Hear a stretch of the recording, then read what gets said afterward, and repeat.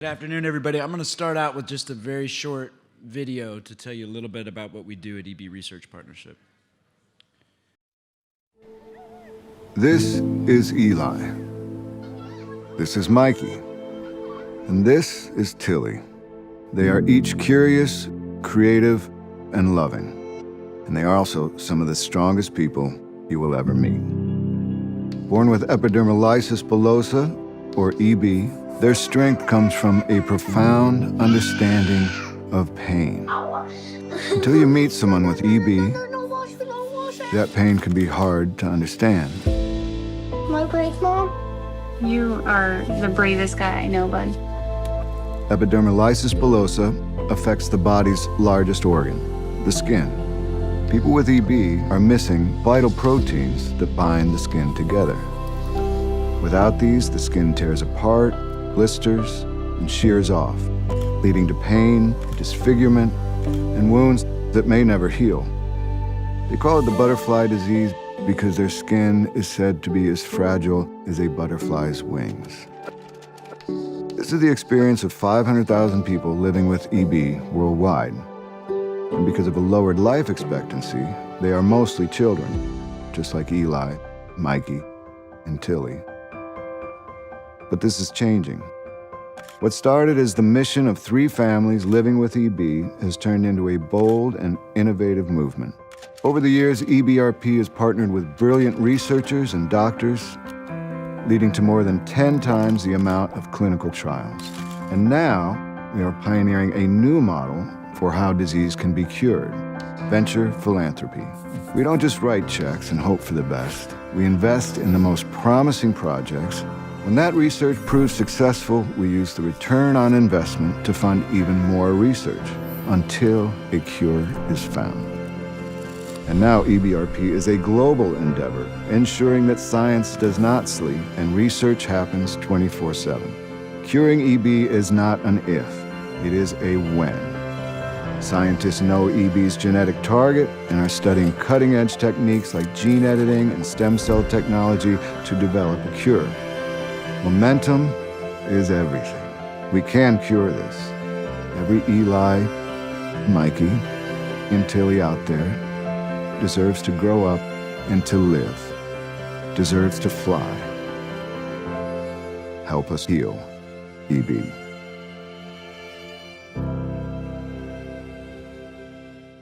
Well, thank you. First of all, thank you for letting the healthcare guy in the room. But I have to say, I've just been nodding my head all day. There's so many parallels between smart cities and, Corey said this, smart cities are healthy cities. And, for me, the experience even today to hear from people, thinkers from other industries, other verticals on innovative ideas that we can take to our industries, I think is incredibly important. Just really quick, by a show of hands, raise your hand if you know somebody with a rare disease. Okay, so just about the majority of the room. This is not a coincidence. There's 400 million people with a rare disease on the planet. That's 10% of the global planet. That's more people than cancer and HIV combined. Yet, 95% of people with rare diseases have 0 approved treatments, right? At EB Research Partnership, our big, bold, audacious goal is to cure EB by the end of this decade. And we've made incredible progress in doing that. When we started 2 clinical trials, little hope, not a lot of progress. As an organization, we were founded by a group of parents just set out to save their children's lives.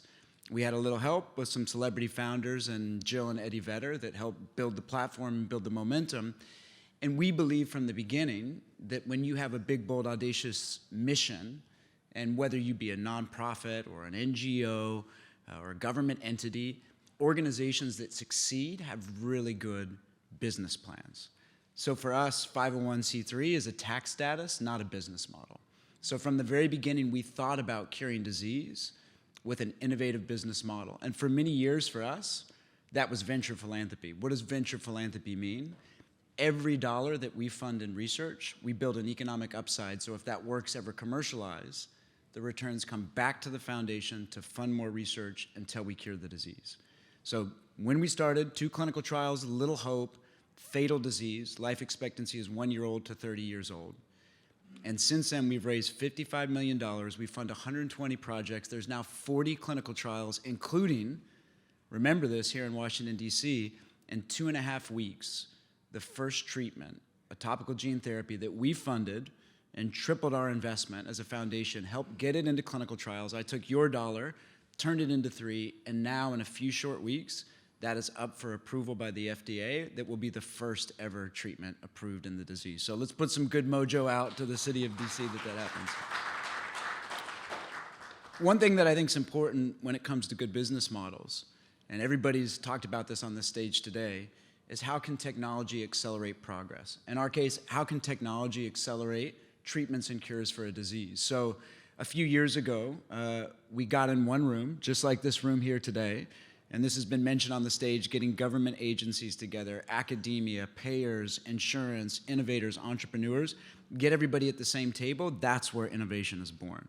So we got together, doctors, researchers, members of the patient community, members of biotech and pharma, and we said, if we can do one thing, if we can walk out of this room with one big, bold, audacious idea to put speed in delivering treatments, not only for EB, but all those that live with a rare disease, what would that look like? So we partnered with Stanford School of Medicine.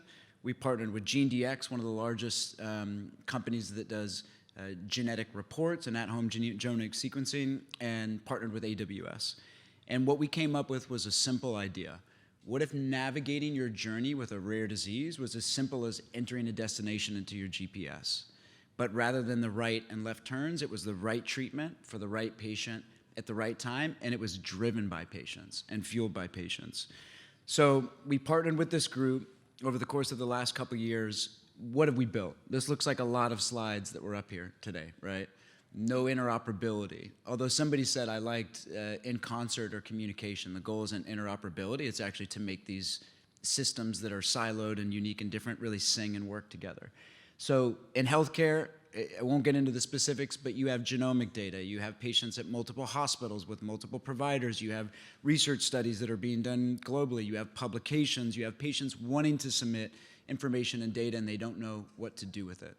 So we built a platform that can aggregate all that data in one place, report data back to clinicians working as part of a consortium, industry, biotech, and pharma that are working on clinical trials to treat and heal the disease, and most importantly, the forgotten soldiers of the healthcare space, patients. Should patients get data back? Should patients get information? Everybody's nodding, I see it, but that's not common in this space. It's an innovative, bold idea, albeit it shouldn't be. So quite simply, we built a platform. How does it work today? We've just finished our pilot with over 400 patients. So if I'm a patient, or more likely a parent, that has a child with a rare disease, what does that look like today? EB is a recessive genetic disease caused by one mutation, so most of the times parents have never heard of this disease until the happiest day of your life, having a child. You walk into the hospital for this joyous occasion. Many of us have been through that. And then your child is whisked away to the NICU because they are missing entire sheets of skin from their body. And parents hear for the first time the words epidermolysis bullosa, and doctors say, don't Google it. Don't look it up, right? You imagine that feeling as a parent. Imagine a world where you take that moment of fear and isolation and you have a curated patient journey. This is what we've built. So parent has a child diagnosed with the disease. Healthcare is about equity and access. That's racial equity, that's economic equity, that's geographic equity. So a patient comes onto our platform, they sign up, we send a simple genomics kit to their house. Think 23andMe of rare disease, but more noble. And patients swab their cheek, send it back to Stanford University. Stanford does a telehealth consultation to walk through the genomics of what your genomic analysis means.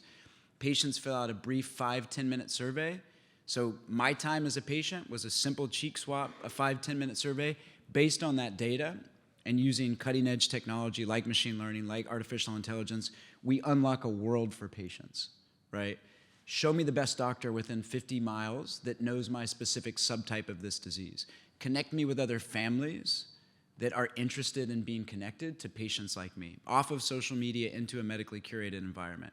Show me clinical trials that are not only for my disease, but my age category, my child's age category, my unique genomics, my unique location, and connect me with resources that are customized and curated based on my journey with the disease, right? So this is what we've built. I think at the center, what's most important, and I had some conversations at lunch about this, is of course things like data security and scalability and platform scalability.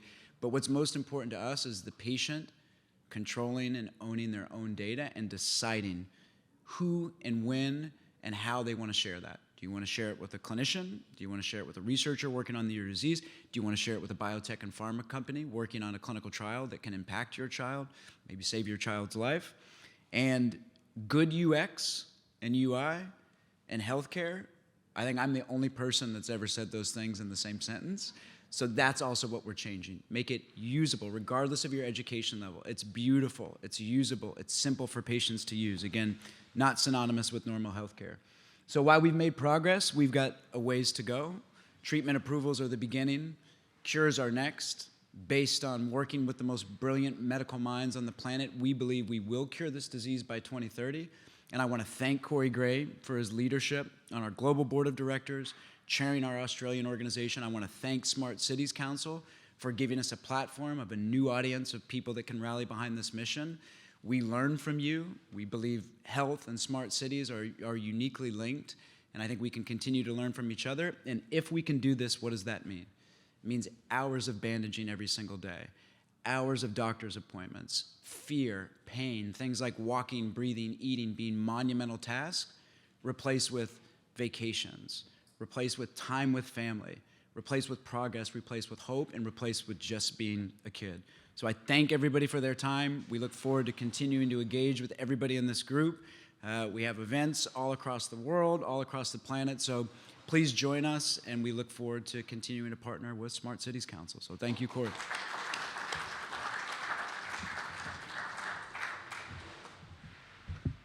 When I first met Michael, I had a colleague who runs a charitable foundation in the UK who's a big supporter of EBRP, and this guy from New York flew down to my home city to come watch a football match, and I thought it would be impossible to do anything better than how you have lunch, but how you run your organisation is just a credit to you. And there are a couple of things that struck me. First of all, as I said, if you're an organisation like ours or yours and you lead with your values, it's very easy to know what you want to do. So empathy and compassion and hard work and collaboration and authenticity are things that drive what we do.